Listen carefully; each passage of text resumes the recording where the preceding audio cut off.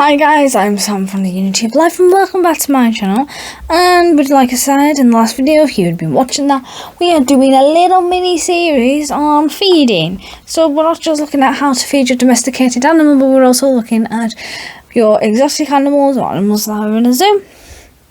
And we went through a feeding plan and the importance of a feeding plan and what a feeding plan is and why you need a feeding plan for your pet. So I did mention that we were going to be moving on because veganism is very popular these days and a lot of celebrities are doing it, so that influences a lot of people like me and you to go off and do these things as well.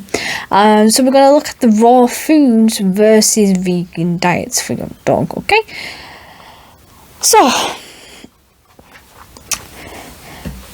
like I said, the reason that we're looking at this for dogs is because a lot of celebrities that are vegan, they choose to have their animals that are vegan. So for one example, since we have been talking about F1 on this channel, Lewis Hamilton, he is a vegan and he has the cutest, most laid back bulldog I've ever seen in my life. That's because I was talking about Labradors in the last video. Called Roscoe, and Roscoe is on a vegan diet and he looks quite healthy. It doesn't look like there's anything wrong with him. It doesn't look like being on a vegan diet affects him in any shape or form, and he, like I said, he looks quite healthy, so it's a good thing. So let's start off with raw food diet. So what I'm going to try and lay out for you is like sort of pros and cons to both, and people can then make up their own minds. So let's have a look at a raw food diet. So a raw food diet is basically food like meat that hasn't been cooked, so like straight from the butcher. And some people choose this diet for their dog. So one internet dog that's on a raw food diet is Tucker, who is a golden retriever. If anybody hasn't seen Tucker's videos, they're quite hilarious. He's this YouTube sensation and he gets fed on a raw food diet. And they see this more and the reason that people choose to feed on a raw food diet is that they see it as being more natural than traditional dog foods, and they believe that the dog is getting all the nutrients and everything that it needs through that.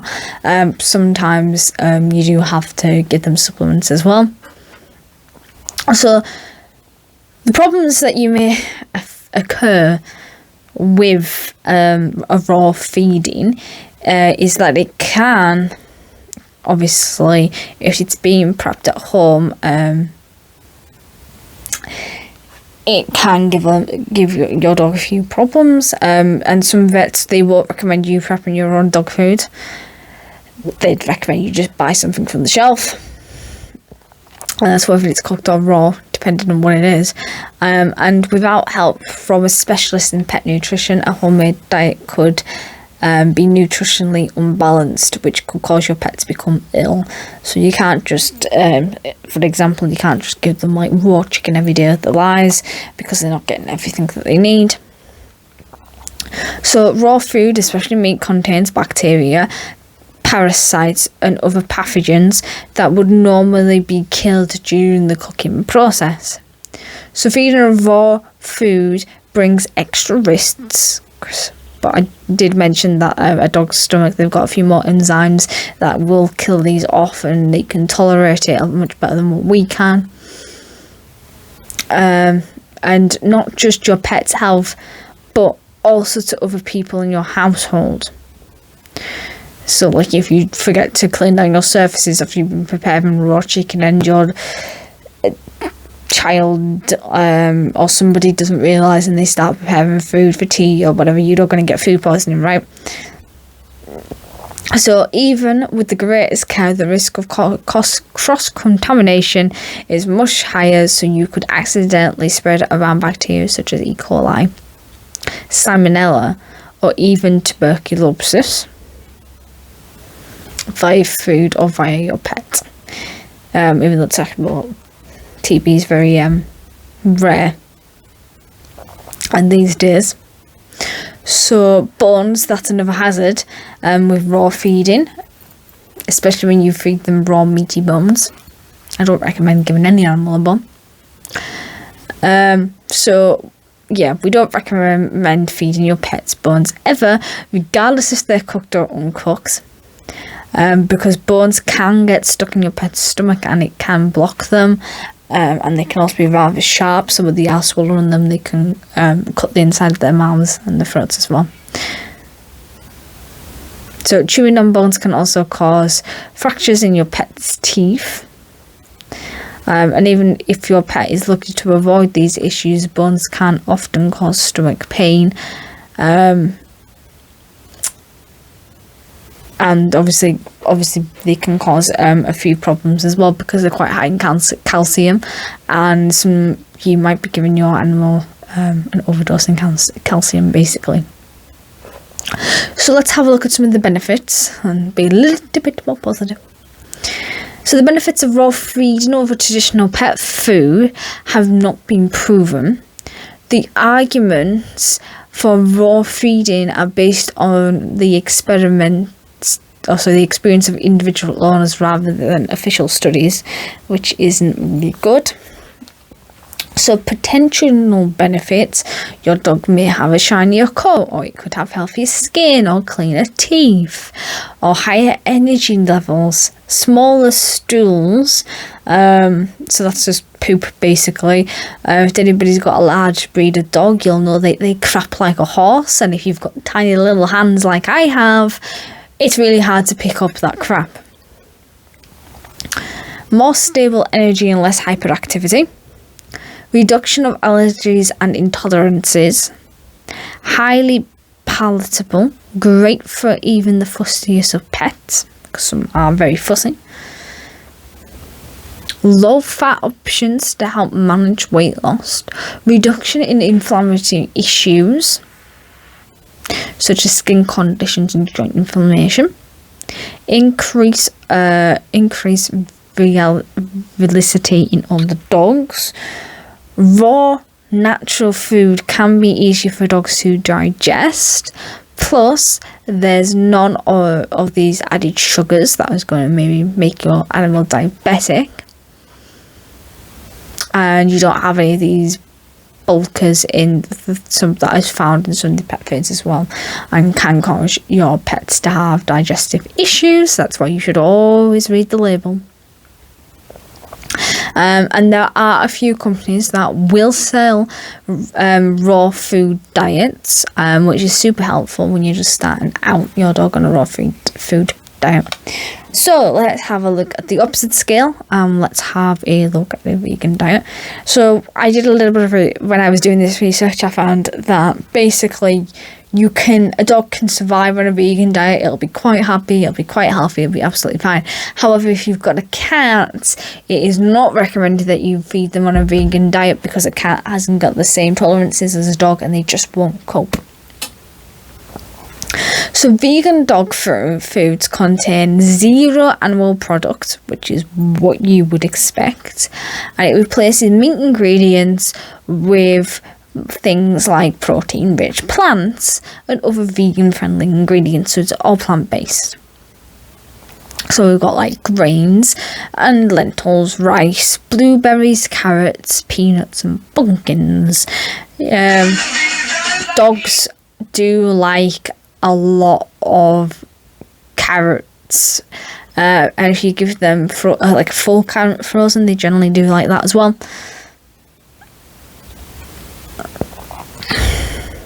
So there is a lot of different companies out there. Like I said, if you just go online and they will make dog food that's completely vegan. So whilst eating plant-based diets is kinder to the environment and to obviously farm animals, and when I say it's kinder to the environment, it's because a lot of deforestation is happening because we need to make room for altered, mutated cattle that we've mutated and bred specifically to have produced more meat. And obviously because we're cutting down the rainforests, we know that's destroying our planet, because we're we're producing a lot less oxygen because we don't have enough trees, but we're also destroying animals' natural habitats, and there's nowhere for these animals to go, and unfortunately some animals are going extinct because of this. So yeah, there is a lot of pros, and it is very understandable why a lot of people are opting to go vegan. So as a pet parent, not everybody sees themselves as a pet parent, but for argument's sake, as a pet parent, you want to know if a vegan dog can be a healthy dog. And like I said, judging from Roscoe, the answer to that is yes. A vegan dog can be a quite happy dog and a quite healthy dog and have no problems whatsoever. So before considering a vegan diet for your best friends, it's important to understand the potential benefits and drawbacks, okay? Because nothing's perfect. There's always pros and cons to everything.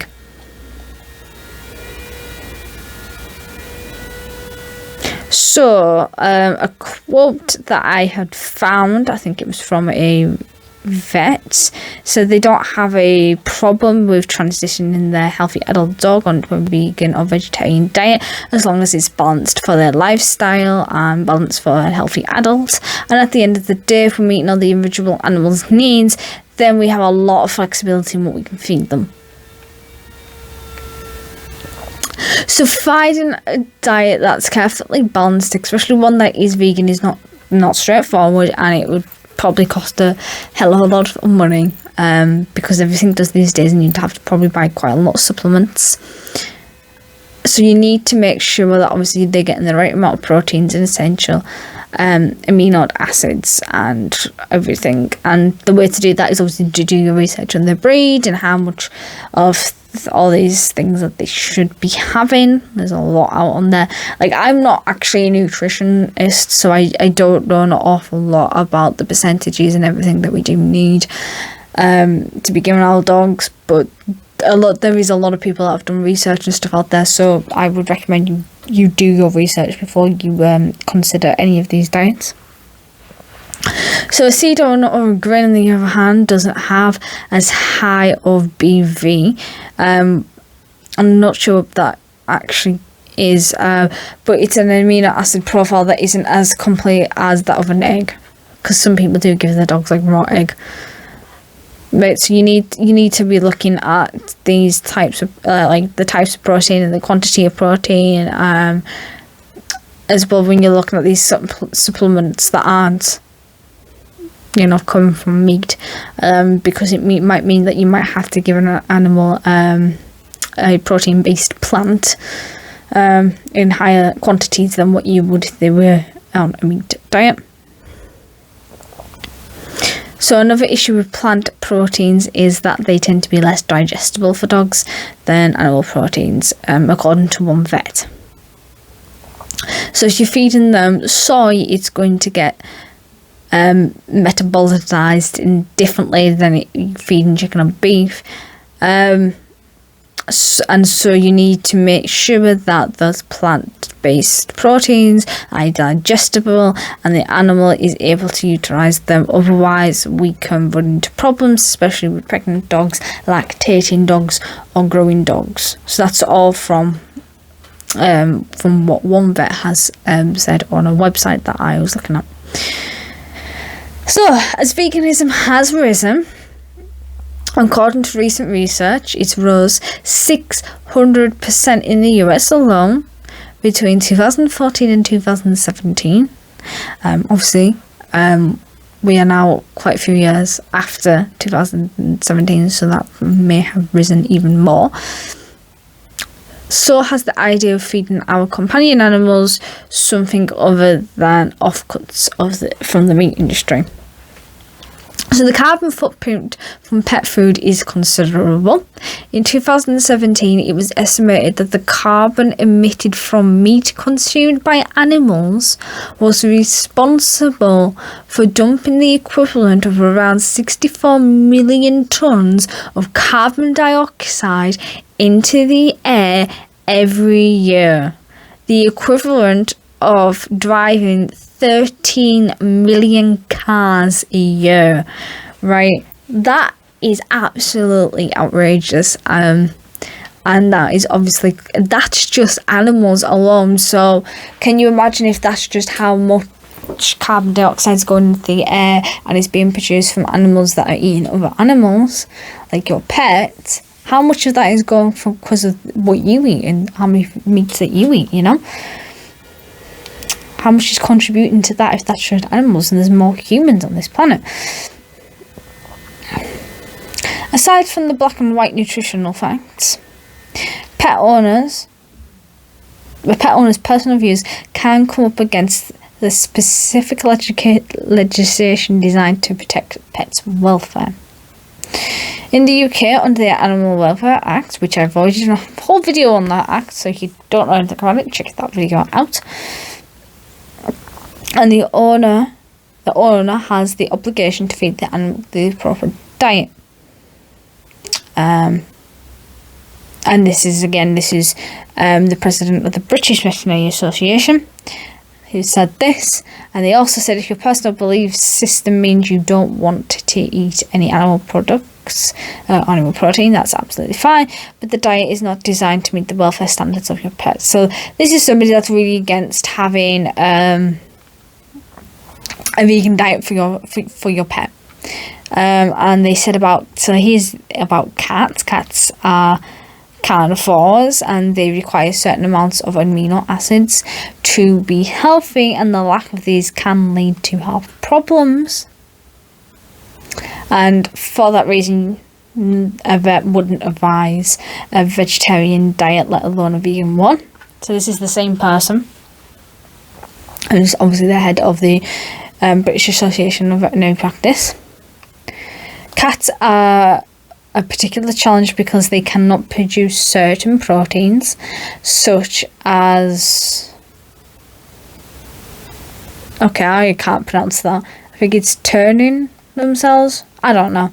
And they instead have to absorb it from their food, with beef and chicken and fish in particularly rich sources. So the cats don't have enough of this particular protein. If they don't, then they're at risk of developing potential fatal conditions. So yeah, basically, just if you've got a pet and you've got a cat, don't feed your cat a vegan diet. If you've got a dog, then your dog is going to be happy enough, and you can get away with it with a dog, but not so much a cat. So part of the reasons dogs went from the wild to becoming our companions was because of the food that was offered if they came closer to the campfire. So I've already mentioned all of this in another video that I did about the evolution of the dog. And that food wasn't always meat. It was easy food. So in the wild, wolves obviously do eat meat, but they're also known to eat eggs, berries, and even grass if vitamins are lacking. Dogs may have adapted to a diet with less meat and more plant starch. Critically, they have analysed their genes, which means that they can digest plant starch. So basically, all that actually just means is that dogs are at an advantage when it comes to potentially moving them to a meat-free diet over cats. But people are being warned that it's just not that simple. So it seems both diets have their pros and their cons, and are not something to be taken lightly.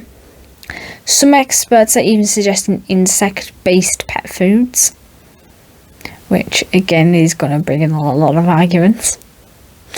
So now somebody has looked at the difference between the mammalians and the insects' nervous systems. One of the questions that was raised was whether or not insects can feel pain, and it's still being highly debated. So yeah, and when I was at college, I did do a dog feeding plan, and that was particularly for a whippet, and it was a raw meat feeding plan. I didn't feed any dogs this, by the way, and the reason that I chose a Whippet was because I got told my dog was a Whippet cross by a lurcher, but we don't know. So yes, I said Rosie was a girl, obviously.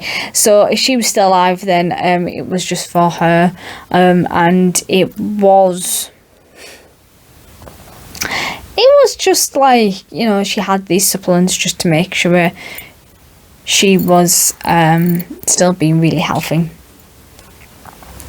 and she wasn't getting bored because she was a fussy madam. But anyway, so overall, both diets can be very expensive because raw meat isn't cheap, and neither is vegan food. So like I said, I'm not an expert in animal nutrition. I'm not an animal nutritionist, so I'm not going to tell you what you should and shouldn't be feeding your dog or your cat, and both diets will require a lot of research before you even consider feeding them to your pet. The key things to consider when looking into any diet for your pet is its age. Is your pet still growing and developing? Is your pet a healthy adult or a senior? And you need to consider the breed of your pet as well, and in its health status. Are you planning on breeding your dog? Is it already pregnant and needs so it's different, has different needs to a female that's maybe already been pregnant and she's just given birth and is lactating, and those who aren't pregnant? So remember to always talk to your vet or a pet nutritionist before you do anything with food and your pets. So that's all I have for today. I hope you've learnt a little bit, and it's things that you can consider for in the future. And if you've liked it or you've learnt anything, then you can, and you haven't already, you can click on my face and you can subscribe. That'll help me an awful lot. If you want to see any other pet related videos, then they'll be down here. Don't forget to comment, share and like this video as well, and share it with all your friends, and they can learn a little bit about vegan diets and raw meat diets for their pets as well. Got any questions, drop them in the comment box down below and I'll try my best to answer them. Other than that, I will see you in the next video. Bye.